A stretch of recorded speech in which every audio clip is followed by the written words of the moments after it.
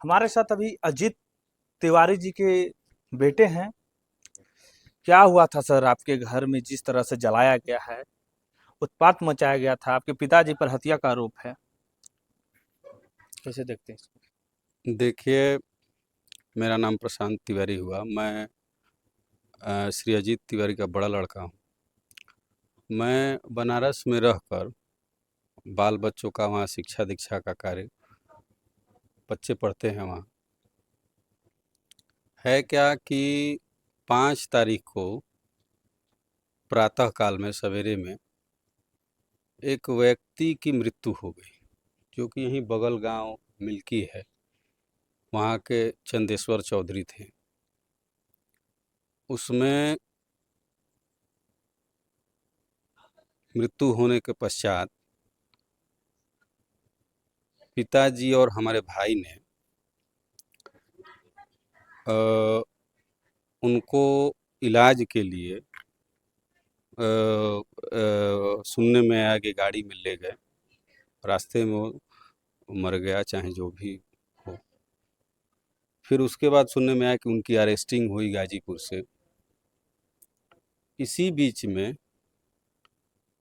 कुछ उपद्रवी हमारे यहाँ हमारे घर पर 500 से अधिक की संख्या में आधम के, और सब तोड़ फोड़ आगजनी, सारा चीज लूट पाट मारे। हमारे घर में कुछ रह ही नहीं गया। सारा जो भी कृषि यंत्र था, 4 ट्रैक्टर, एक कार है फिएट, 2-3 मोटरसाइकिल, हार्वेस्टर और भी बहुत सारे इम्प्लीमेंट थे हमारे पास, सभी को तहस नहस कर दिया। घर में जितने भी जेवरात थे, पैसा था, नकदी था, जो भी कीमती चीज़ें थी, सब लूट ले गए। उसके बाद हमारी माताजी और 2 बहनें घर में दुबक कर छिप कर किसी तरह अपनी जान बचाने के लिए छिपी हुई थी। तो द्वार पर से सारा आगजनी हुआ और उनको भी मारने के लिए एकदम अटैक किया लोग। जिस घर में वो लोग छिपी हुई थी, वहाँ तक घुस भी गया, लोहे का फाटक तोड़ते हुए। लोहे का जो किवाड़ लगता है, बहुत ही मजबूत किवाड़ था। अब आप इससे समझ सकते हैं कि कितनी संख्या में और कितने बल के साथ उसको तोड़ा गया होगा कि लोहे का किवाड़ तोड़कर घर के अंदर वो लोग प्रवेश कर गए और घरों में खोजने लगे उनको जान से मारने के लिए। तो जिस घर को तोड़ते थे, अंदर खोजते थे, उसको जलाते जाते थे, सब लूटते जाते थे, तहस नहस करते जाते थे। हमारी माताजी और 2 बहनें उसी घर के प्रांगण में एक कमरे में अपने को, जो अनाज भंडारण के लिए ड्रम कहिए या देहाती भाषा में हम लोग के यहाँ उसको कोठिला कहा जाता है, कोठिला में अपने आप को छिपाया। अब ये लोग वहाँ तक भी पहुँच गए थे। इतने में प्रशासन तो पुरजोर कोशिश कर रही थी, पर एक तरफ प्रशासन थी तो दूसरे तरफ से इधर बचा रही थी, क्योंकि प्रशासन इन उपद्रवियों और आतंकियों और नक्सलियों के तुलना में कम थी, बहुत कम थी। जब एसपी साहब की टीम आई और उन्होंने कमान संभाला, तब जाके यहाँ का जो है उपद्रव कुछ कंट्रोल में हुआ। आपको ये नहीं लगता है कि 1 घंटा या आधा घंटा में इतना आदमी कैसे चलाया? इतने कैसे चलाएं उपद्रवी लोग? ये देखिए, पहले से सुनियोजित और षड्यंत्रिक तरीके से सब प्लान्ड करके इस घटना को अंजाम दिया गया। नहीं तो कोई भी समझ सकता है कि इतने कम समय में आके और सीधे हर चीज़ों पर परफेक्ट तरीके से आक्रमण करना, अगर उसमें कोई नियंत्रण नहीं कर रहा था, बता नहीं रहा था कि कैसे करना है, क्या करना है, कहाँ से तेल लाना है, कहाँ से तोड़ना है, कौन से चीज़ से कौन चीज़ टूटेगा, तो ये संभव तो था नहीं। तो ये तो स्पष्ट दिख रहा है कि ये पहले से षड्यंत्र था। इसकी प्लानिंग थी। ये जिस तरह से देखा जाए इस घटना को, यहाँ के जो एसपी साहब हैं, बहुत तेज तर्रार में गिनती आता है इनको बिहार में भी। और यहाँ के जो मुख्यमंत्री हैं, यशस्वी मुख्यमंत्री सम्राट चौधरी से आप लोग क्या मांग करते हैं? देखिए, सरकार से और हम यही कहेंगे कि ये घटना जो हमारे साथ घटित हुई है, यह बहुत ही दुर्दांत और महाविनाशकारी अपराध, और इसको जो है सफल बना ले गए वो लोग।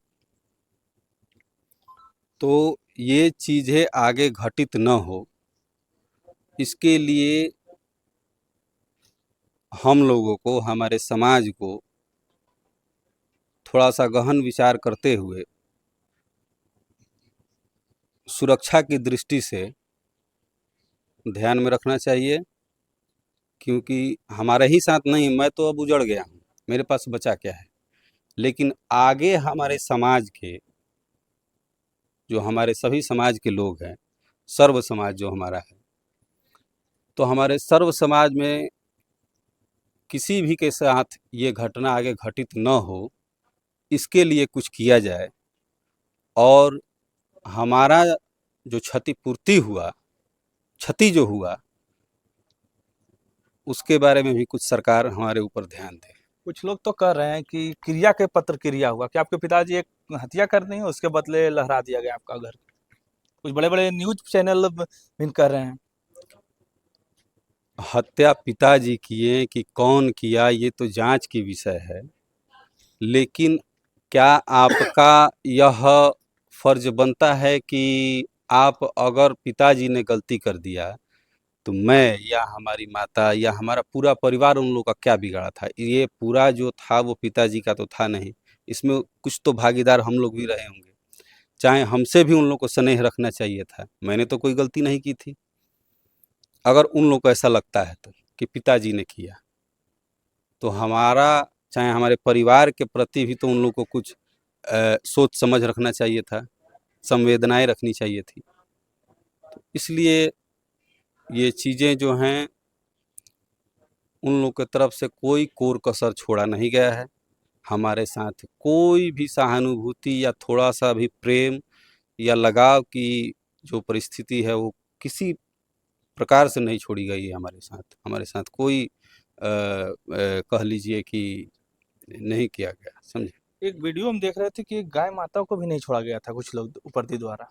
इनमें कुछ जहाँ से भी ना डंडा से अथी कर रहे थे, क्या कहिएगा? इस तरह के भी तो एक काम आता हिंदू परिवार के लिए बहुत बड़ी अथी होती। यही चीज़ें मैंने कही कि देखिए, कोई भी बच्चा जब जन्म लेता है तो उसकी अपनी माँ जो है, कुछ दिनों तक ही उसका पालन पोषण अपने दूध से कर सकती है। लेकिन उसकी दूसरी माँ गौ माता बनती है। उसी के दूध से उसका भरण वो जो बच्चा है, उसका शरीर बलिष्ठ और प्रबल बनता है और उसकी वृद्धि होती है। अब उस माता को, जो हर इंसान के रग में खून बन के उसका दूध दौड़ रहा है, उस माता के साथ इतना भयावह व्यवहार करना कि, देखिए कैसे, देखिए तो रात को बारिश हो रहा है, देखिए कैसे गौ माता कैसे।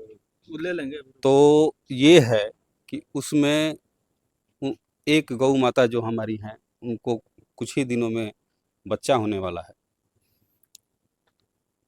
अब उनके साथ इतना अभद्र व्यवहार किया गया है, कृत्य किया गया है, कि हमको कहने में भी थोड़ा सा संकोच महसूस हो रहा है कि उनके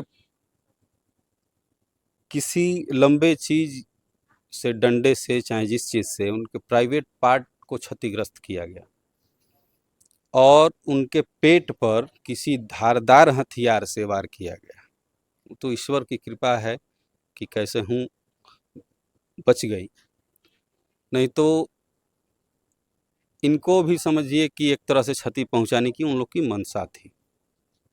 और इनके जो खान पान भरण पोषण का जो संसाधन था, भूसा हो गया, खरी हो गया या और भी अनाज था, सब कुछ तहस नहस कर दिया गया। तो इसलिए ये बहुत ही भयावह उस दिन का मंजर था। आपके घर से कितने परिवार को भी गिरफ्तारी हुई है? हमारे घर से एक तो हमारे पिताजी और एक हमारे छोटे भाई का। आपसे कितने छोटे हैं?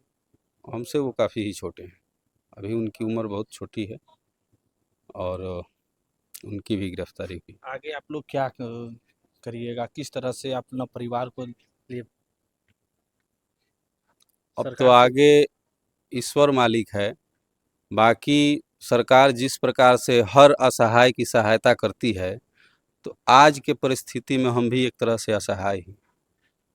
अब सरकार को देखना चाहिए कि किसी विशेष समुदाय के लिए ही उनको चुना गया है कि उस समुदाय विशेष में हम लोग भी आते हैं। हम लोगों की भी कुछ हिस्सेदारी बनती है कि नहीं बनती। अब यह बात मैं अपने मुख से अगर कहूँ या मैं कहूँ तो ये ठीक नहीं है। बाकी सरकार को इन चीज़ों को समझनी पड़ेगी। ये अजीत तिवारी जी के बड़े बेटे थे और इनके घर पे जिस तरह से तहस नहस किया गया है, ये सम्राट चौधरी जी और पुलिस प्रशासन को इस पे गहरी चिंता किया जाए। जिस तरह से इतना आदमी एक घर पे चढ़ जाए, मानते हैं कि हत्या किए होंगे, पर जब तक साबित होगा उसके बाद नहीं, कि क्योंकि गाँव घर में इनके परिवार थे, कह रहे हैं कि मेरी 2 बहन थी, जोड़िए एक महिला के साथ भी कुछ हो सकता था। जिस तरह से गेट खोला गया है। मिलिए अगले वीडियो में।